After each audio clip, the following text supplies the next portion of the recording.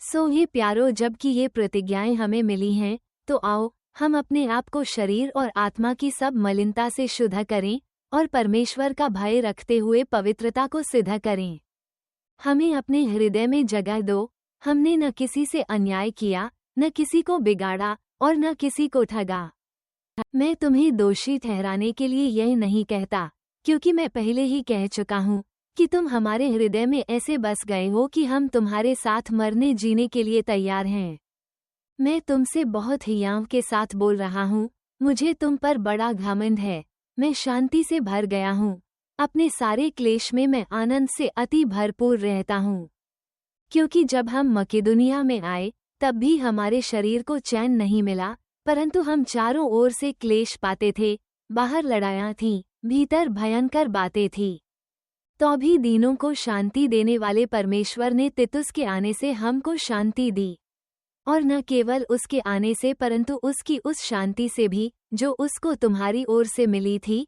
और उसने तुम्हारी लालसा और तुम्हारे दुख और मेरे लिए तुम्हारी धुन का समाचार हमें सुनाया, जिससे मुझे और भी आनंद हुआ। क्योंकि यद्यपि मैंने अपनी पत्री से तुम्हें शोकित किया, परंतु उससे पछताता नहीं जैसा कि पहले पछताता था, क्योंकि मैं देखता हूँ कि उस पत्री से तुम्हें शोक तो हुआ, परंतु वो थोड़ी देर के लिए था। अब मैं आनंदित हूँ, पर इसलिए नहीं कि तुमको शोक पहुँचा, वरन इसलिए कि तुमने उस शोक के कारण मन फिराया, क्योंकि तुम्हारा शोक परमेश्वर की इच्छा के अनुसार था कि हमारी ओर से तुम्हें किसी बात में हानि न पहुँचे। क्योंकि परमेश्वर भक्ति का शोक ऐसा पश्चाताप उत्पन्न करता है जिसका परिणाम उद्धार है, और फिर उससे पछताना नहीं पड़ता, परंतु संसारी शोक मृत्यु उत्पन्न करता है।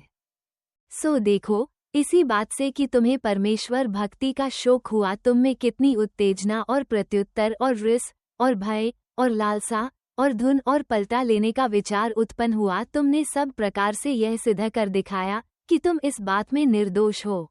फिर मैंने जो तुम्हारे पास लिखा था वह न तो उसके कारण लिखा जिसने अन्याय किया, और न उसके कारण जिस पर अन्याय किया गया, परंतु इसलिए कि तुम्हारी उत्तेजना जो हमारे लिए है वह परमेश्वर के सामने तुम पर प्रकट हो जाए। इसलिए हमें शांति हुई, और हमारी इस शांति के साथ तीतुस के आनंद के कारण और भी आनंद हुआ, क्योंकि उसका जी तुम सब के कारण हरा भरा हो गया है।